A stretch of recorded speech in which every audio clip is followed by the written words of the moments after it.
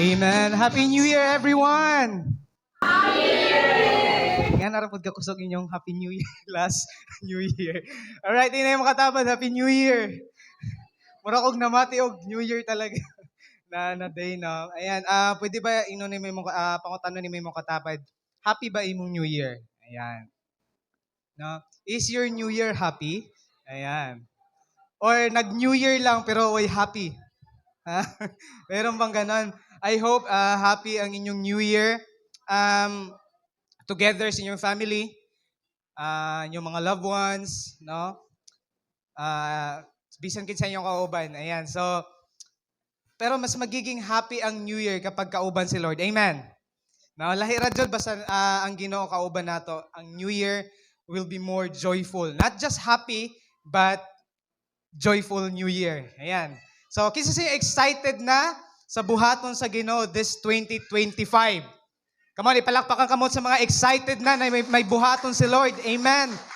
Okay. So, believe that. That's your faith, no? Na naibuhaton si Lord karon na 2025 sa imuhang kinabuhi. Ayan. So, even as kita niyo as a church, no? Balik po ang ato ang goal gihapon this year and our vision. Sino sa inyo ha? Kaibaw mo sa atong vision as a church. Unsa man ang ato ang tinguha, unsa man ang ato ang goal pod as mga as simbahan, as mga anak sa Ginoo. Wala naman diri na nangatangtang naman niya tong gipampilit diri katong mga vision nato dira pero kinsa man new year pod to na nakakapilit dira. Kinsa sa inyo nakadumdum unsay vision nato as a church? Glorifying God. Ayan. So, our goal, number one, is glorifying God. It means that in everything we do, we glorify God. We give glory to God. Actually, we don't give glory to God because the glory belongs only to Him, no? So, we glorify God, okay? In everything we do. Ang atong tinguha, si Lord mo'y malipay sa imong kinabuhi. Ayan, kung imong ibalikan ng 2024, pangutan na imong katapad, nalipay ba si Lord sa imuha? Naapod. Okay? Nalipay pod. Okay?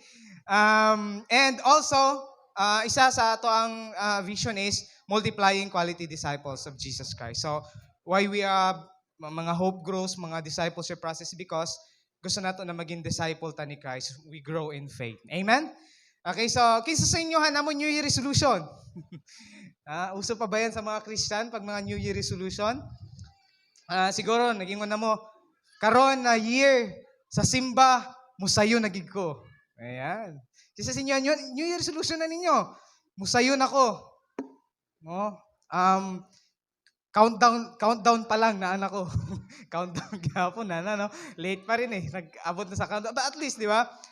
Isa na sa mga dapat gina-goal sa mga Kristohanon. Or maybe, your goal for this 2025 is mahumani mo og basa ang tibok Biblia. From cover to cover. Genesis pa Revelation. Kasi yung nag-goal mo na I hope na may goal, no? Iba nga sa inyo, may mga goals sa inyong personal, di ba? Humanon ako og panood ni na movie. Di ba? January, week 1. Humanon ko ni. If you have plan for your personal, like sa inyong ginapanood, or sa, even sa inyong family, I hope sa inyong spiritual, you have this goal. Pero kay ba bata? Yung New Year resolution, pag wala ang Ginoo, wala siya solusyon. Walay effect 'yan. Ay nakita ko ni sa sa internet, he has this kanang New Year resolution katong 2020 and then nag 2021. Sa iyang goal katong 2020 is maka-lose weight siya. Ayan, makanang muniwang siya. Pero pagka 2021, yung gilisan, yung gibutang, magpalit na lang siya dakong sanina. Okay? Kaya di niya maiwasan na mo, di na lang magpaiban og timbang, magpalit na lang siya dakong sinina. And then, be nice to my girlfriend. Uy, 2021, ex niya na. Okay? Naging ex na niya. And, mga smoker. Quit smoking. 2021, smoking less na lang. And, find new job. Try again. Naba mo yung mga New Year resolution na hantod karon mao gihapon? Like hindi nyo talaga na-check. Napay gingon dire. New Year resolution, iiwasan ko na ang mga bagay na nagpapataba sa akin.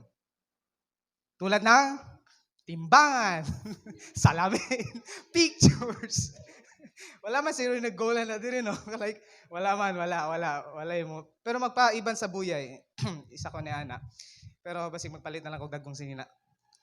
And then, ingon diri, I don't make New Year resolutions. If I have something I want to change, I don't wait till New Year's to come. And it's true. Kung may bag-uhon ta sa tong kinabuhi, ayaw na hulat ta og New Year. Hulat pa nimo mag 2026. But the truth is, New Year resolution, apart from Christ, apart from having a commitment the Lord, I want to be changed. But Lord, ma-change ra ko kung imo akong tabangan. Kinsa sino gatuo na only God can change you. Not the New Year. Minsan ginasalig na to sa New Year. Yeah, next year magbabago na po ako. Talaga? Pila na naka-years ni mo ginaingon? From 2020 pa ata yan. But seriously, only God can change us. Kaya this 2025, kaysa siya nangandoy na naay kabaguhan na mahitabo sa imong kinabuhi personal.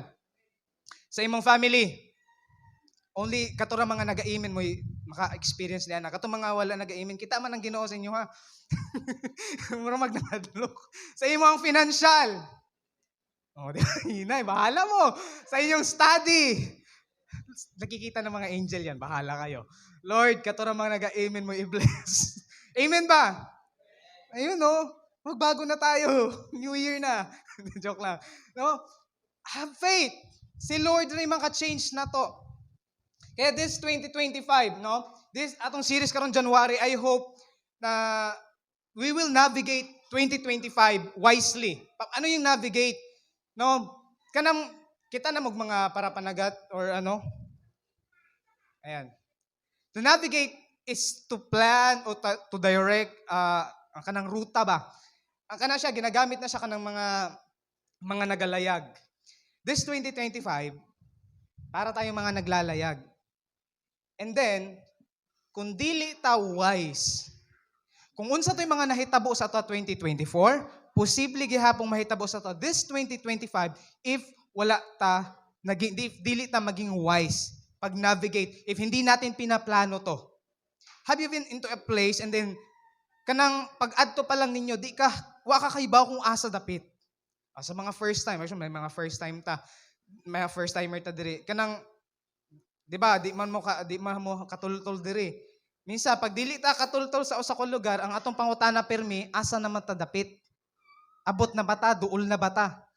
Now, if this year, 2025, puro lang kita pangutana ni Ani, if dili, wala tay plano, wala tay goal, sa ato ang kinabuhi. Kung sa'y buhaton nimo this year, 2025. That's why I hope this series, this topic na itong hisgutan karon to navigate 2025 wisely is makakatunta, paano man nato ni ma-navigate, paano man ni nato maplano og tarong, paano man nato ma-direct ang atong kinabuhi this year, 2025.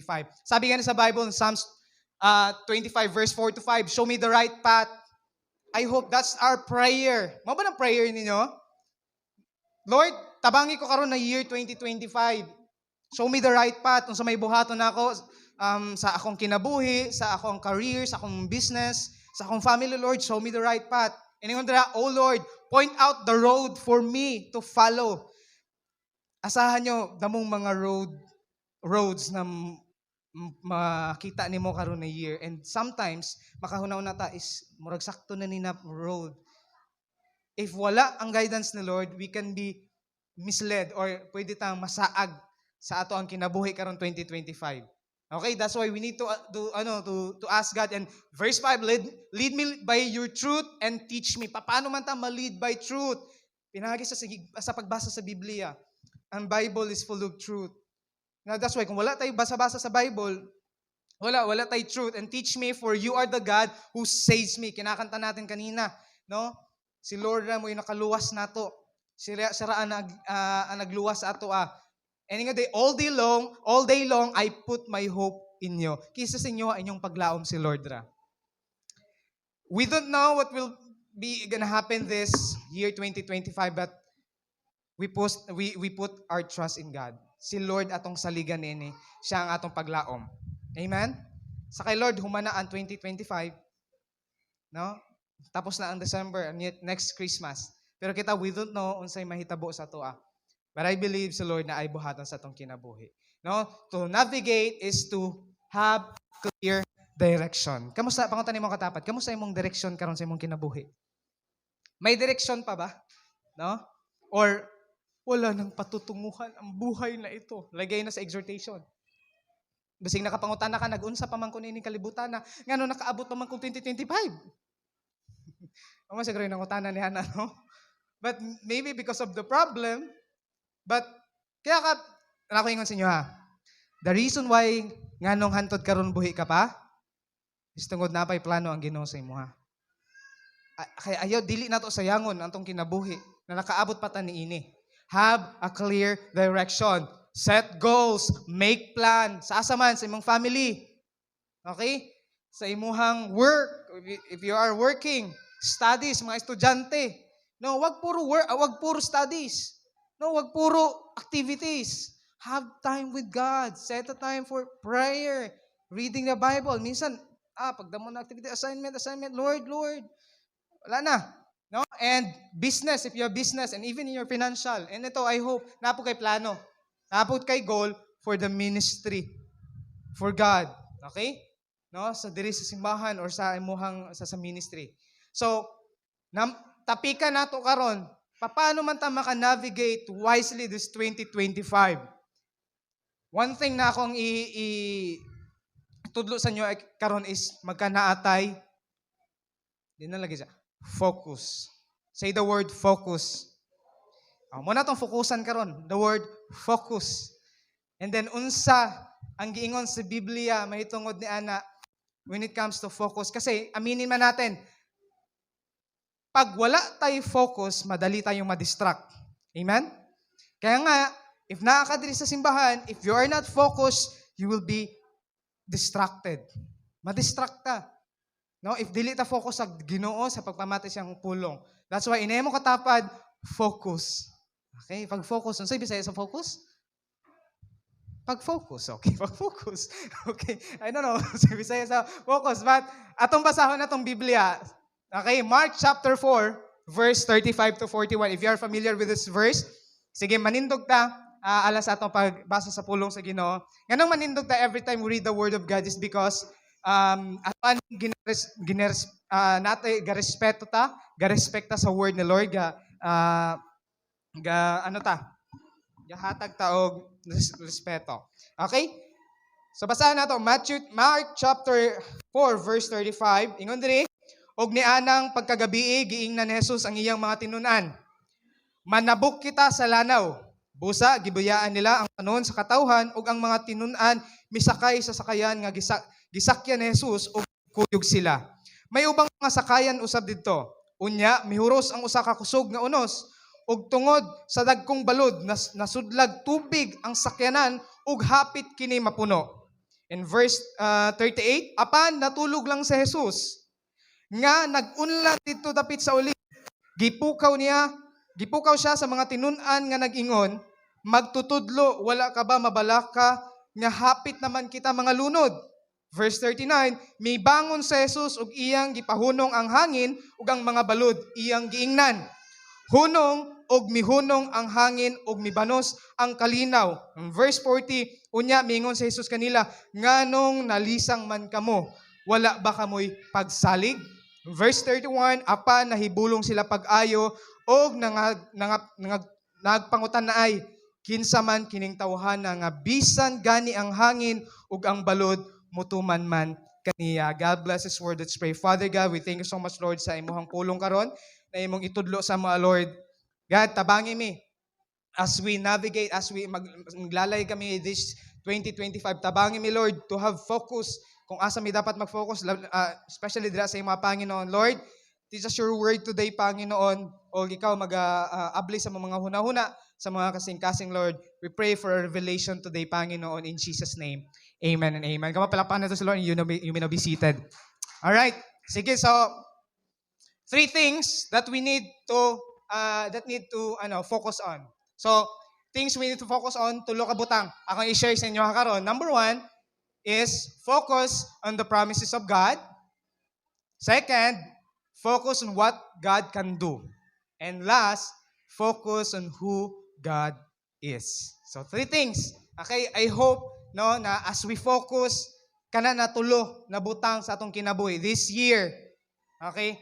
Maka-focus sa pagkinabuhi dira kauban ng Ginoo. Okay, so number one sa natong isgutan, focus on the promises of God. Bakit? Ano bang promise ni God? Now, let's dive to the verse. Ingon diri, Mark chapter 4, verse 35. Sa English translation, ESV, on that day, when evening had come, bigyan ko lang kayo ng background. Si Jesus na ani na time, nanudlo siya dito sa Sea of Galilee. Actually, ang mga tao na sa baybay, siya na sa boat, no? Nagtudlo siya. Damong mga tao.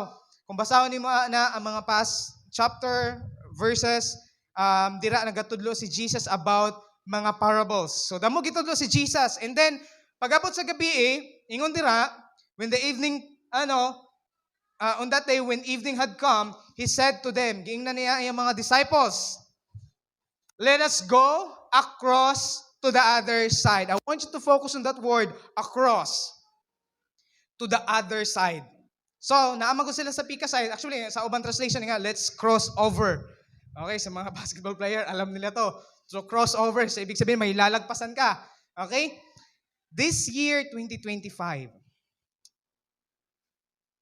I hope maka-cross ta. Makalabang ta. Ingon si Jesus, manabok ta. So, ato ning tabuko na 2025.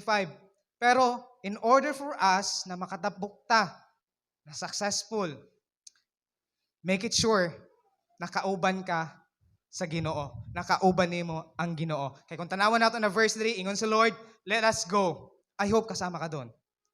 Across to the other side of lake, or let us go across to the other side. And verse 36, now, sabi din ni Lord, let us across. Hindi niya sinabing, mga lunod ta. Let us go and swim.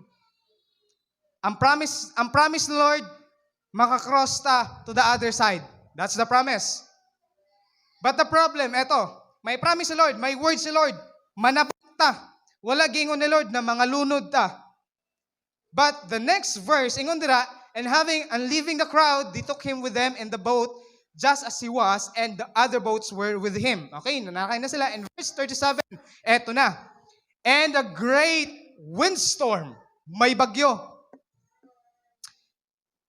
arose, and the waves were breaking into the boat, so that the boat was already filling. Hapit na mapuno ang ilahang gisakyan tungod sa bawod, tungod sa kakusog sa bagyo. Kini sila, literal talaga nga bagyo. Or kinsa siya naka-experience na nagsakay ka or pamboat or kanang kuan na naka-experience ka ng grabe jud hapit na mo mga lunod. Ako wala pa man ko kasakay. Kay kung nakasakay kana magani bawd malipong na magani. Abot lang gid ko kung kusog na ang balod. Pero try to imagine this. I don't know kung kamo naka-experience ni Ana. Kana ba tong ngit-ngit ha, gabi may ate naka-experience sila ni Ana, and then gabi pa jud. And then ang okay ra tani kung sila lang, but nasa lay kauban na bata. Pero grasya sa Ginoo, as in nitaob ang ilahang kanang kuan, ilang gisakyan. Actually may namatay man gid ni ato. Pero grasya sa Ginoo, sila ate ang bata, actually wala gid niya buhi. As in nangakulob jud sila. Ang tanan nilang mga dada, ang mga cellphone talagang sira, no? So, and then gabi sad to siya. No, kasug manggod ang kanang kuan ang bawod. Pero kini siya na time sa Sea of Galilee, kung mag-research ka, prone talaga siya sa storm. No? So kanang ibig sabihin dili siya kasaligan ba na mo dapat maging ready jud ka. So, and then imagine this, ang mga kauban ni Jesus, they are all fishermen. Mga sweeto ni sila sa mga pagpanagat. Sweeto sila sa mga bawod. But during this time, katong gibagyo sila.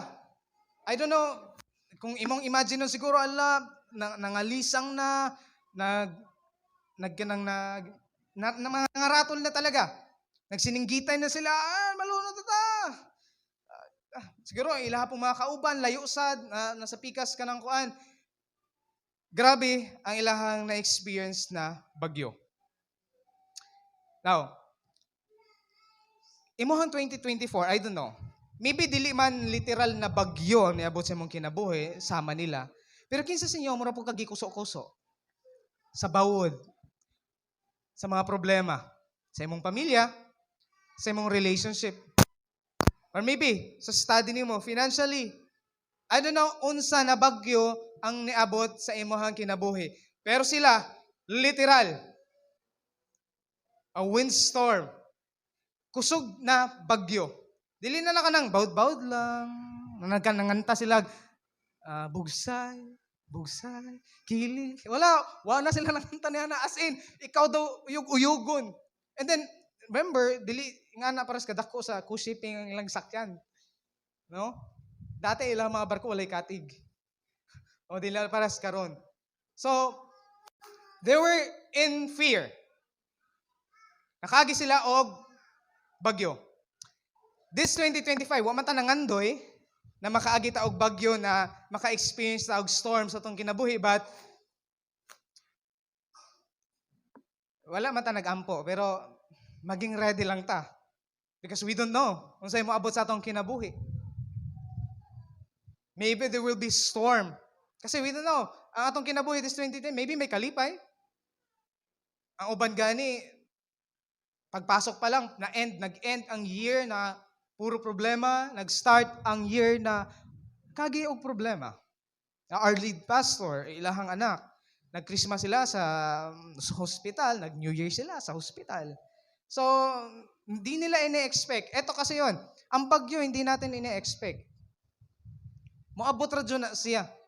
Kasi siya nag-ready jud ka na. Kapag naibagyo, ready jud ka.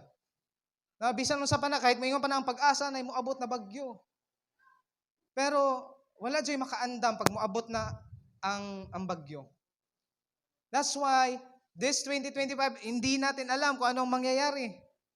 Wata kay baon say mahitabo sa tuwa. Pero may na lang. Kung nakasakay ka sa boat, kung nakasakay ka, kung kauban niya mo ang Ginoo, na ipaglaom. Kaya siguraduhan na imong gisakyan karon kauban nimo ang Ginoo. Kaya siguraduhan na imong pagsapaglayag nimo karon na 2025 sakyanan na ni Jesus imong gisakyan. Kaya kung dili na kay Jesus, ambot na lang kaya tan-awon nato ni karon. Ingon ganito diri, sabi ni David Jeremiah, the promises of God are His guarantees amidst life's uncertainties. They're the basis of all our life of faith. Ngano nangahadlok sila? Nakalimot sila sa giingon ni Jesus, let's across. Manabukta. Wala nagingon si Jesus na mga lunod ta. Yes, wala nagingon si Jesus na di ta ka makaagi og bagyo. Nako ingon sa inyo ha, wala gi-promise na Lord na sa imong pagsunod sa iya di ka na makaagi og bagyo. Pero bisan pa man sa bagyo na imong maagihan na mga problema sa imong kinabuhi, kauban nimo siya ug naa siya'y promise sa imuha na tabangan kaniya. Kaya nga, the promises of God, sabi niya, let's across. Guarantee yan.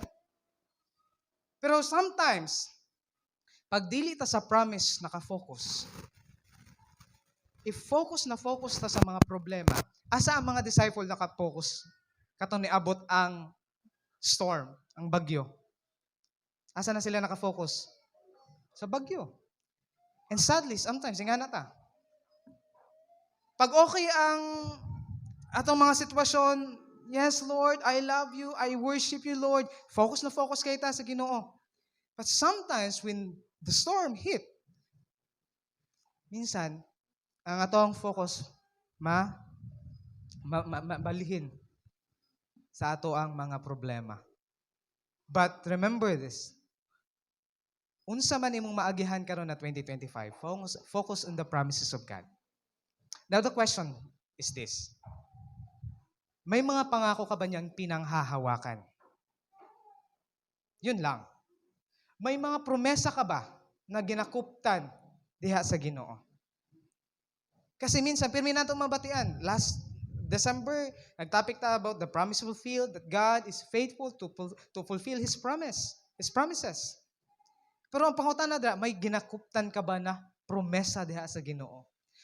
And Pastor, this year, importante kayo na natin ginakuptan na promesa sa Ginoo kasi we don't know unsay mahitabo. But if you have the promise of God, na Lord, imo akong tabangan, that Lord, you will never leave me, nor forsake me, I will gonna trust in you. Musalig ko dira sa imo, Panginoon. If you have that promise. Now, how to have a promise? Ito. Ask His guidance. This year, pray and fast personally. By the way, announcement ko lang, may prayer and fasting kita for a week. Pwede ka na dili mo join sa fasting, but if ganahan po ka, you can join. Pero sa prayer, I encourage you to attend prayer. We have prayer every night here starting Monday. No, every night. Why? Okay, nganong ginahimo nato na that we yearly taga-fast is because ginasalig na nato, we humble down ourselves before God and ginasalig nato sa Ginoo atong tibok 2025 because we don't know unsay mahitabo. That's why ask His guidance, pray and fast personally. Kahit dili ka mo sabay sa diri, but if you have that maging ano na nimo na mag-fast, magiging habit na nimo. Okay, is mga Christian. And read your Bible. Ayan. No? I hope na kay goal sa imuhang Bible reading this year. Na dili lang ko magsalig kada Sunday. Kay mapasmo ta kung ana. Kung every Sunday lang ta makabatig pulong sa Ginoo niya, Lunes pa, Sabado, wala na tay basa-basa sa Biblia, pasmo ta, no? Manluya ta sa Ginoo. It's like eating a kanang regular food nato, physical food. If wala kay kaon every Sunday ra ka mo kakaon, kapoy jud luya ang imuhang lawas. That's why we need to read our Bible and also ask godly counsel. Don't trust on your own understanding. Ask someone, mga ikagtabang, magpa-advise ta. Because, okay, hindi natin alam lahat. The moment na magsalig na kasi mong kaugalingon na, kay baon ako sa kumbuhaton, di na ako kinahanglan og advice, di na ako kinahanglan mo og tabang dira, nako, you are prone sa danger. You are prone sa destruction. Because we need a godly counsel, advice. Okay? So, focus on the promises of God. Number 1 yon. So, ingon na sa next verse, verse 38. Eto, may promise si Jesus. Dumating ang storm. Ang problema, verse 38, si Jesus, but He was in the stern, asleep on the cushion. Si Jesus natutulog sa kutsyon. Hindi yung kutsyon. Kutsyon. Alala ko lang, kutsyon. Wala man sila kutsyon. Sila dito sa, nagaunlan dito sa likod. Ang sarap ng tulog. Kanang star na word as in, focus, natutulog. Pero ang mga kauban niya, Lord! Malo na Peter! Tarunga na! John! James! Nagsininggitay na si Jesus. Gano'n natulog si Jesus? Kaya ba mga ano? Hindi siya nagtitrip. Trip ako rin ako mga kauban, matuhog ko. Hindi, kasi pagod siya. Si Jesus ay ang tawhanon, kapuyon po siya physically, nagutom gani siya. Ikaw ba naman mag-preach? Actually, nakakapagod mag-preach. With just 1 hour, pito, kato siya, the whole day ko to ga-preach. Kaya siya natulog. Actually, si Jesus, kaya ba bata? Ihapong ginapahalagahan ang rest. That's why natulog si Jesus. Kaya siya nag-withdraw sa mga tao pagkagabi. Ngayon siya, across ta, tapos nabiyaan ng mga crowds. So, si Jesus dito sa likod, tulog. Pero ilang situation, grabe. Delikado, kaysa sa'yo katong bagyong, sa itong latest na bagyo, kaysa sa'yo, lami kayo mong tug. Parang, pagbata ni mo sa ay, may bagyo di ay. Pero kaysa sa inyo, pag may bagyo, di ka katarong og tog. Tama ba? Magsige ka guna-una. Basig tagak kang taglubi diri or sana dira. Ang atop. Basig, di ba? Minsan, di ka katarong og tulog if naay storm or unsa na chaos sa gawas. But you know what, Jesus? In the midst of storm, apaka-peaceful. Apaka-relax. Why? Because he trusts on God, the Father, na dili siya pasagdan. That's why, sa pag-abot sa bagyo, wala, tulog siya. He was asleep. And, eto na, wala nagikaagwanta ang mga disciples, kaya feeling nila, malunod kita ni Ani. So, ilang gitawag si Jesus. Sabi na, teacher! Yes! Teacher! Lord! Do you not care that we are perishing? Eto na. Lord, wa ba kay pakialam na mga lunod ta? Lord, wa ba kay labot, mga matay na ta? Kasi promise ng Lord, maka-across. Ang ilang nasa unahuna karon, mga matay na. Teacher, wala ba kay pagpakabana? Mga lunod na ta, mga matay ta dire. Ilang gibo ko si Jesus. Kasi siya nakatawag na sad mo, nakaingana na sad mo sa Ginoo. Kay tungod di na nimo kaya ang sitwasyon. Saka palang tanitawag sa Ginoo, Lord, naunsa naman eh. Wa ba kay pakialam? Wa na ko'y kwarta, Lord. Lord, wa na may bugas. Lord, akong bana, akong asawa, Lord.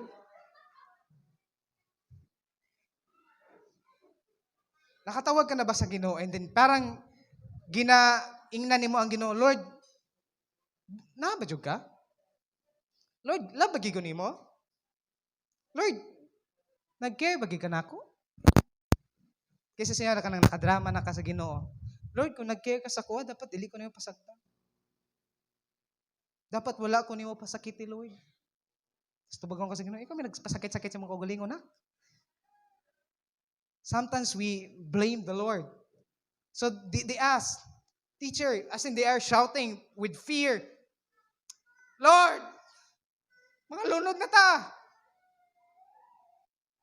And then the second thing na kinahanglan nato mag-focus. Kasi maybe, makaagi po tayo na situation this year. The second na ato ang focusan is ito.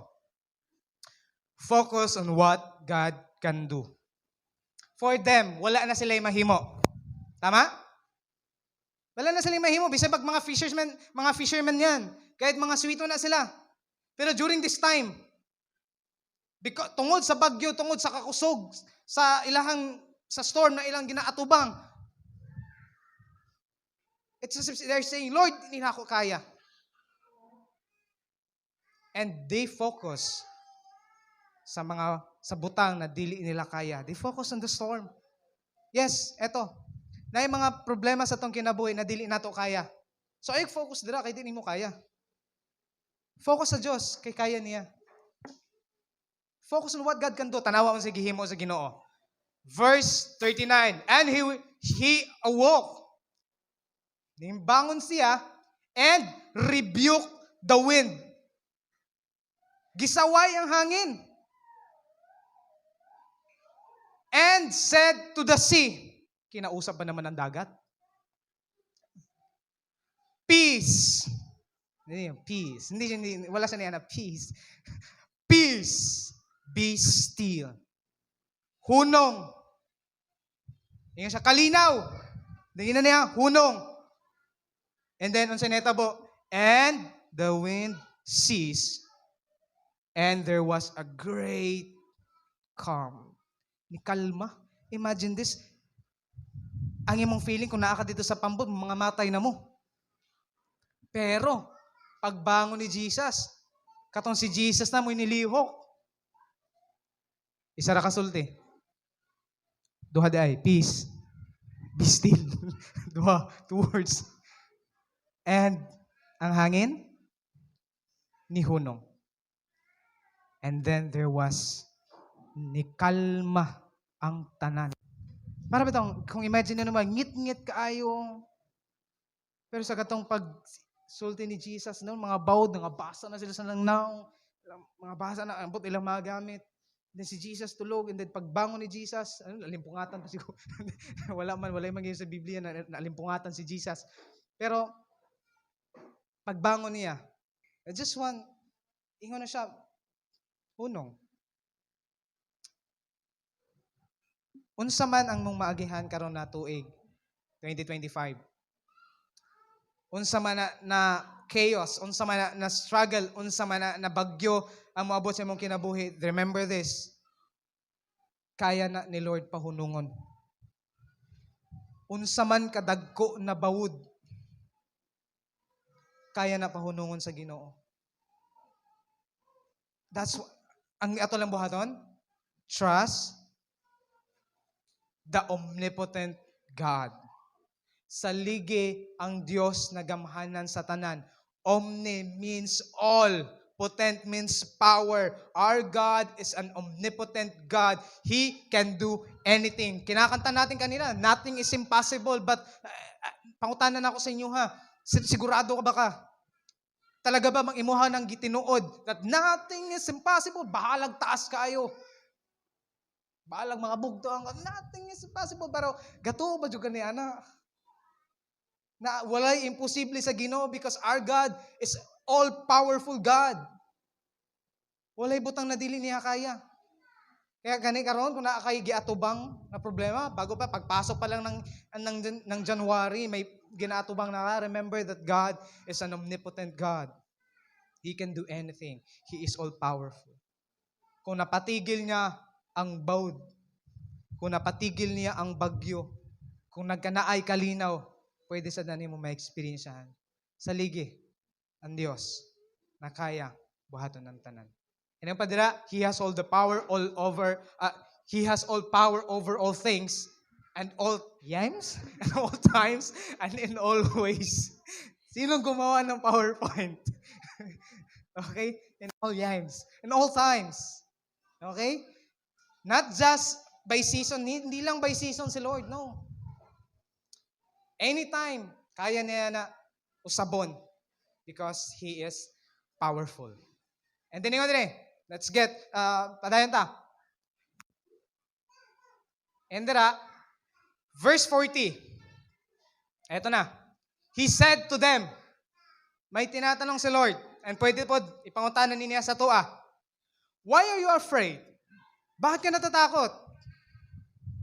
Pwede silang mutubag. Lord, may bagyo, Lord.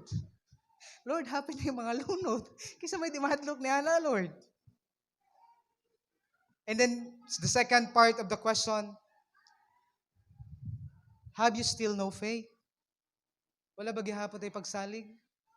Minsan man God, ang atong kahadlok mo na mo patay sa atong pagtuo. Atong pagduha-duha sa pulong sa Ginoo, sa promesa sa Ginoo, mo na mo patay sa atong pagtuo. Kaya question ni Lord, sa tuwa, pwede po, sa may mong kahadlokan? Ganong hadlok man ka sa imong future? Ganong nahadlok man ka para sa imong family? Ganong nahadlok man ka na wakay uyab? May lang, way nahadlok diri. Wala dito mga hadlok na watay uyab. Di mo na makaon. No? Ganong mahadlok man ka wakay bugas? Ganong mahadlok man ka wakay kwarta? Mangayo lang ta. Gwata ni bugas. Mangayo ta sa naida mo. Pero seryoso, unsa man imong gikahadlokan karon? Tinatanong ka ng Lord, nganong mahadlok man ka na i-let go siya? Nganong mahadlok man ka na musunod? Nganong mahadlok man ta? Unsa imong gikahadlokan? Wala ka ba'y salig sa kuha? Sa kay Lord?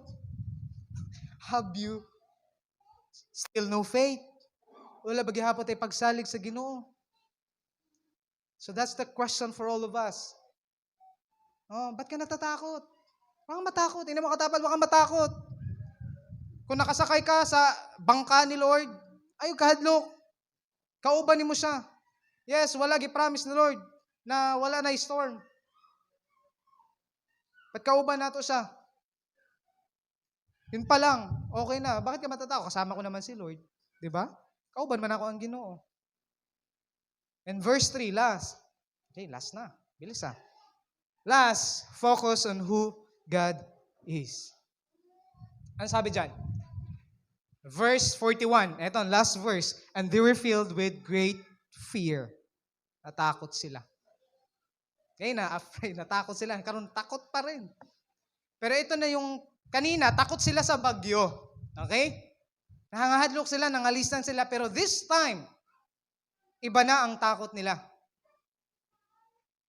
They were filled with great fear and said to one another, mas natakot sila sa ilang nakita na ilang gipahunong ang bagyo. Gipahunong ni Lord ang bagyo. Kanina nahadlok sila sa bagyo, pero karon mas nahadlok sila kay kayang pahunungon sa Ginoo ang bagyo. Iba na ang ilahang gikahadlukan. And fear and said to one another, eto ang tanungan nila sa kada usa. Nagpangutanay sila. Who then is this? Sino to? It's parang di nila kilala. Kasama nila yon. Pero katong nakita nila na ang power sa Ginoo, nakita nila, nagpinangutanay sila, who then is this? That even the wind, eto and even the wind obey Him. And even the wind, may panghangin, sunod. Pero minsan, mga disciples, minsan ang hirap pasunuron. But even the wind, obey Him. They were amazed. They were in great fear. Kanang fear bitaw na hindi din ni basta-basta ang atong kauban. Dili din ni basta-basta si Jesus. I don't know, niabot na ba ka sa point sa mong kinabuhi na nakaingon ka sa Ginoo, Lord, di man di ka basta-basta, Lord? Pero minsan, kung makaasta sa Ginoo, parang wala lang. Parang normal lang ang Ginoo. We treat ang holy as casual lang. Kanang normal lang. Kaya pag muari pag muduol ta sa Ginoo, parang wala lang. Kung mag-worship ta sa Ginoo, parang pwede na yan. Who then is this? Yung tanungan nila. Kung nakita nila ang power sa Ginoo. Yung ganito rin, ni David Wilkerson, we simply can't trust God's power fully until we experience in the midst of our crisis. Hanggat hindi mo pa na-i-experience si Lord. I believe na experience naman po ninyo si Lord. But eto, pag makita nimo ang gahom sa Ginoo, diha taliwala sa imuhang maanaagihan sa imong kinabuhi, dira nimo isalig ang imuhang tibuok kinabuhi diha sa Ginoo. I don't know, when is the last time na nakaingon ka, Lord, grabe ka. Iba ka. Yung munti ka na. Pero nakita nimo kung paano maglihok si Lord. Waay na. Pero si Lord nag-provide. Iba. That's why we need to trust God. Yung gani, unsa naman nimo kaila si Lord. I hope alam natin to. When we say focus on who God is, dapat kaila kaniya kung kinsa jud siya. Unsa iyang character. Kung unsa siya na Dios. Not just on what He can do, pero kung kinsa jud siya na Dios. And then damo pang basa nimo sa Biblia kung unsa ang Dios. Yes, mahigugmaon siya. Minsan maura po natin nahibaon, mahigugmaon si Lord. Pero di natin alam that He is just. Patas siya and He is powerful. And kining isa na akong gustong ipakita sa inyo kung kinsa ang Diyos. And sa 1 Peter chapter 1 verse 16. But just as He who called you is holy. Talking about God. So be holy in all you do.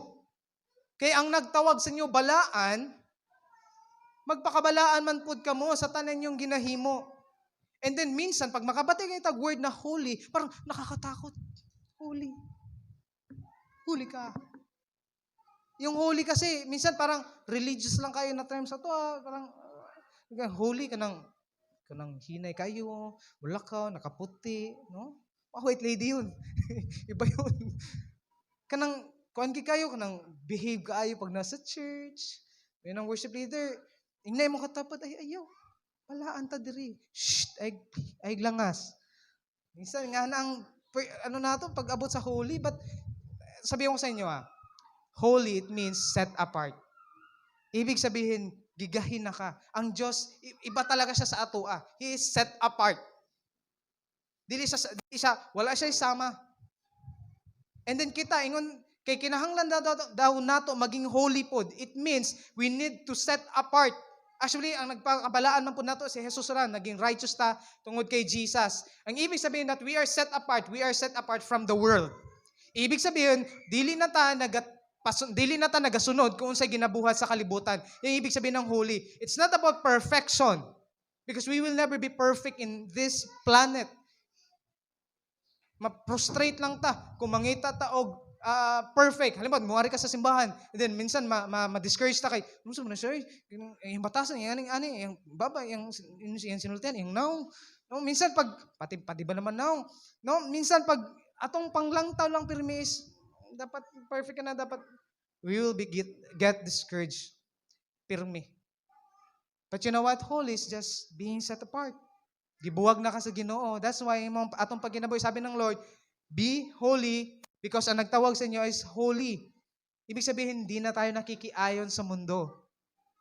Kung sa ilang ginabuhat sa social media, hindi na tayo nakikiayon. Kung sa buhat sa mga barkada, sa eskwelahan, iba na rin ang ginagawa mo. Be holy. Ingon pa gani diri, sin it is written, you shall be holy for I am holy. Minsan, dili nato na kaayo kanang kuano word that God is holy. Kaya minsan, ang pag-worship sa Ginoo nakadepende na kung unsa nimo siya kakaila. Na kung kaila ka sa Ginoo that He is holy, magkana kay sama sa ilaha, they were afraid. They are in great fear. Ngano man, ilahi man da ini. Di man da ni basta-basta. And minsan gani kung makabuhat lang tagsala, okay lang. Sayloon magyapon sa Ginoo. Parang yung ana lang, parang kaya kamusta man imong pag-ila karon sa Ginoo? Nailhan ba nimo si Lord as holy? Pag ingana talaga ang holy. As in quiet. Only yung mga bata lang ang pag about na holiness ang pinag-uusapan. As in ana siya ka mingaw.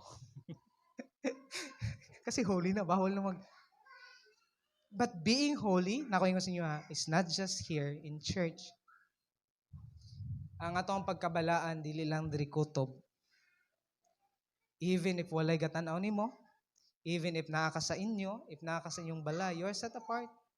Kasi madaling magpakabanal dito sa ano, dali ra kayo. Pero dili nato madaya si Lord. Alam niya yon, nakikita niya.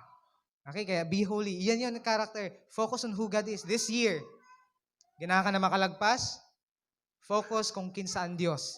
He is holy, He is powerful, He is loving, mahal ka niya. Kaya unsa may moabot sa imong kinabuhi ng mga problema, knowing nga mahal ka ni Lord, because He is love, kaya ba ka, makasalig ka, natabangan ka sa Ginoo. Kaya focus on who God is. Ayaw pag-focus sa dini mo kaya. Ayaw pag-focus sa unsa ng mga butang dira, mga discouragement. Kasi the moment that you focus on the discouragement, mo na start na ma-discourage ka.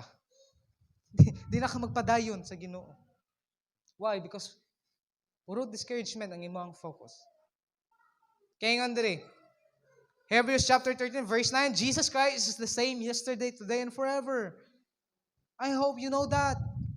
Kung unsa si Christ last 2024 sa imong kinabuhi, hantod karon mo gihapon siya. Pero expect na mas naa pa siya buhaton sa imong kinabuhi. Kung kinsa na Jesus ang gialagaran sa mga unang disciples, kung kinsa ang Dios kaniadto sa Old Testament, mausad siya karon, hantod karon. Hindi siya nagbabago. Muna ang Dios nato. Mausab man ta, pero ang Diyos hindi siya nagbabago, hindi siya magbabago. That's why if you ganahan ka pa na mas mailhan ng Ginoo, pursue righteous living. Mas dira nimo mas mailhan si Lord. Ngayon, righteous living, it's like gasakay ka sa boat ni Jesus, sa sakayan ni Jesus. So I hope okay, imagine this for a moment. What if wala si Jesus dito?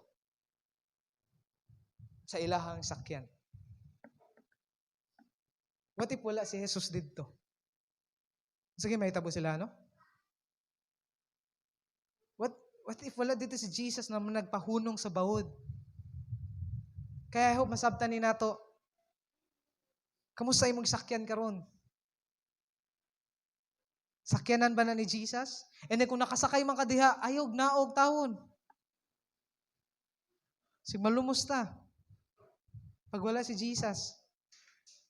Pursue righteous living. Pag about na gani righteous living, parang we're hesitant. Karon, unsa naman nimo kakaila ang Ginoo? Ginatreat lang ba nato si Lord as Savior? Yes, Lord. Pag kailangan tika, tatawagin kita. Pero pag di tika kailangan, dyan ka lang, Lord. Dira ka lang sa backstage. Saka na lang kita tatawagin pag murag kinahanglan na ako. Hapit na ako malunod, Lord. Dira ra ba nato tawgon ng Ginoo pag hapit na ta malunod? Ato ara bang tanaw sa Ginoo, Savior but not Lord. Lord means Master. Kaya gani karon na year. Make it sure that you follow Jesus. That He is your Lord. Not just a Savior. Lord. He is Lord. Ginoo siya. Kaya hope kilala natin yan. If ikaw na karon na, Pastor, dili pa gid nako kakayo kaila ang Ginoo din. Nako ingon sa inyo ha. If ganahan pa mo na mas mailahan ang Ginoo, strengthen your spiritual life. Paano man na nato ma-strengthen natong spiritual life? Eto. By doing the 4 basic lifestyle. This is the basic lifestyle of a Christian. If you are a Christian, baby Christian ka, dapat alam mo to. The 4 basic lifestyle of a Christian. Kanang ginahimo. What is the basic lifestyle of kanang normal people? Mukaon, inom, mag-ilis, maligo. Indra na, maligo? Maligo po ba? Mga basic. Sa pagiging Kristiyano, nasa yung mga basic. And then pag ginahimo na nato, you will see growth. Pero pag dili, wala din. So the 4 basic lifestyle of Christian. Ito, number 1, prayer. Gusto mo pang ma-strengthen? Gusto mo pang makaila ang Ginoo? Talk to God. Pray. Pastor, kano sa man mag-pray? Every day. Every time. Dili kay pag may time lang. No? Kundi every time. You ask God. And ito, devotion. And not just devotion, not just reading the Bible. Hobby journal. Hey, ito challenge natin sa ato karon. No? Ganahan ka na maging wise ka this year, 2025. Gawin natin to. And attend hope group. Hope groups, mga hope groups nato. Ayan, may mga hope groups na. Next week, wala pa. But I encourage everyone to attend a prayer meeting here. Okay? And then, Sunday worship. Kini bitang upat. Kini, napaka-basic lang nito. Pero pag dili na nato maplano, pag dili na nato i-goal, wala pa rin. Kung unsa ta kaniadto 2024 hanggang matapos ang 2025, ganun pa rin tayo. Why? Because watay plano man. Good na naa kay plano sa imong personal, sa imong pagklase, but I hope dili nimo kaligtaan ang imong spiritual life. Which is more important because ang uban na overflow ra na if imong spiritual life is healthy. So tinguhaon na to. No? So strengthen your spiritual life. And there is sa panultihon, chapter 3, verse 5 to 6. And I'm gonna end this. Salig sa Ginoo sa bugkos mong kasing-kasing, ayaw gayod pagsalig sa imong kaalam. Okay? Ayaw pagsalig sa imong kaalam this 2025 na maayo ka, sugpa ka, maayo pa taog kuan, dili ta magsalig na ana. Kun dili salig nato sa Ginoo. Okay? And then verse 6, hinumdumi siya sa tanan mong buhaton. Ayaw kalimti si Lord. No? Intrapirmi ang Ginoo. Sa imong pagklase, sa imong pagtrabaho, sa imong pamilya, ayaw kalimti si Lord. Ay, hinumdumi siya sa tanan nimong buhaton. Hindi ko pa dira, og tultulan ka kangayan. Og tultulan ka niya sa matarong nga dalan. If ganahan ka, natultulan ka sa Ginoo karon na year 2025 hanto sa matapos ni siya, saligi ang Ginoo, ayaw pagsalig sa imong kaalam, and then, sa kada buhaton nimo, hinumdumi siya. So, focus on God. That's a promise of God. So, this year, focus on the promises of God, focus on what God can do, and last, focus on who God is. He is faithful. Kung anong sinabi niya, gagawin niya. Kaya inay mong katapad, sabay-sabay nato ingon, let us go across 2025 with Jesus. Inay mong katapad, let us go across 2025 with Jesus. Ayan. So, pwede pa palakpakan nato si Lord? Amen. Ay, manindog ta. Let's all stand. Manindog ta. So, focus. Focus sa ginapahimon si Lord sa muha. Focus sa Diyos. Last verse. Proverbs chapter 4, verse 25. Look straight ahead, and fix your eyes on what lies before you. Look straight ahead, focus. Focus dira sa Ginoo. Let's bow down our heads and let's pray. Father God, we thank you so much, Lord, sa karon na kabuntagon. Thank you, Lord, for teaching us how to navigate wisely this 2025, Lord. God, help us to have a focus, Panginoon, to focus on you. Kung sa imong gi-promise, Lord. Kung sa ang imuhang, kung sa kaya nimong buhaton, kung sikinsa ka ni Diyos, samahan. Lord, karon na 2025, wala mi laing saligan, Ginoo, kundi ikaw lang. Lord, tabangi mi na magkinabuhi na uyon sa imong kagustuhan, Ginoo. Dili lang karon na month, dili lang karon na January, Lord, hantod mahuman na kini na tuig up until December and mag New Year na sa Lord. Tabangi mi to navigate. Direct our path, Panginoon, our path. Tabangi mi, Ginoo. Lord, bless your people here. We pray for your wisdom. We pray for your guidance, Lord. Tabangi mi na ma-honor ka namo sa mga kinabuhi at mag-glorify ka namo sa mga kinabuhi, Lord. Naman may mga butang na nahimo sa 2024 na wala ka nalipay. Lord, help us today na dili na namo magbalik pa yun, na dili na mautro. Thank you, Jesus, kay kasaligan ka. Thank you, Lord, kay naa ka. Kay Baumi, nakaroon na year, dili minimo pasagta naman. Kaya salamat, O Diyos. Ikaw po among saligan sa tanan. Pasalamatan ka. In Jesus' name. Amen. Amen. Kamang palakpakan nato si Lord. Amen.